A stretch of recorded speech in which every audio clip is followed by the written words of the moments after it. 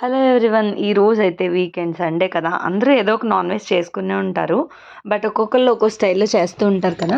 నేనైతే ఏ స్టైల్లో చేస్తాను చికెన్ ఫ్రై అయితే ఈరోజు మీ అందరితో షేర్ చేస్తానండి. సో ఫస్ట్ అయితే చికెన్ని వాష్ చేసేసి కొంచెం పసుపు, ఉప్పు, ఇంకా అల్లం వెల్లి పేస్ట్, కారము, ఉల్లిపాయ, పచ్చిమిరపకాయ కట్ చేసేసి వేసేస్తాను. కొంచెం ఆయిల్, బాగా 1 టేబుల్ స్పూన్ ఆయిల్ అయితే సరిపోద్ది. మనం ఫ్రాన్స్‌ని ఆవిరి ఎలా అయితే తీస్తామో అలా మూత పెట్టేసి ఉంచితే దానిలో ఉన్న వాటర్ మొత్తం పోయి ఆటోమేటిక్‌గా దాని వాటర్‌తోనే అది బాయిల్ అయిపోతది. ఇలా చేస్తానండి. ఇదివరకు అయితే ప్రెషర్ కుక్కర్ పెట్టి ఉడికించేదాన్ని. బట్ ఏమయ్యేది అంటే బాగా ఎక్కువ ఉడికిపోయినట్టు అవ్వేది ఒక్కొక్కసారి. సో ఇలా కాకుండా ఇలా ఆవిరి తీద్దామని చెప్పేసి ఆవిరైతే తీయించేస్తాను నేను ఫస్ట్ ఇవన్నీ ఏసి.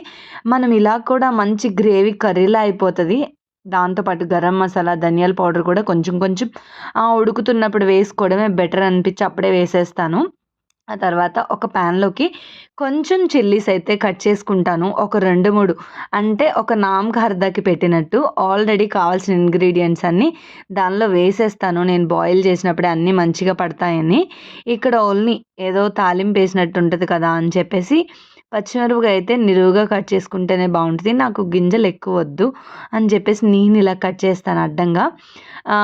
కొంచెం కరివేపాకు, ఇంకా అల్లం వెల్లి పేస్ట్ వేసేసి కొద్దిగా 1 టేబుల్ స్పూన్ సరిపోతదండి అల్లం వెల్లి పేస్ట్ అయితే.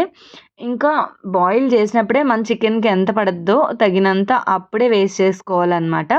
అలా అయితేనే బాగా పడతది.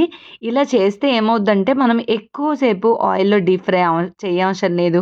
కొంచెం ముదురుగా ఉన్న చికెన్ అయినా కూడా ఎలా అయినా బాయిల్ అయిపోద్ది.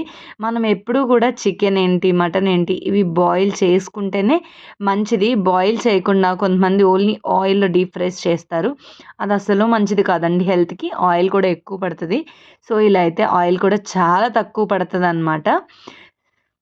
అంతే. నేనిక్కడ ఆయిల్ ఏమి ఎక్కువ వేయలేదు. అందులో బాయిల్ చేస్తున్నప్పుడు కొంచెం టేబుల్ స్పూను, ఇక్కడ కొంచెం టేబుల్ స్పూన్ అంతే. బాగా ఫుల్ గ్రేవీ ఉందని ఆ బౌల్ కడగడానికి కొంచెం వాటర్ పెట్టేసి తిప్పాను. ఆ వాటర్‌ని దీనిలో ఏసా.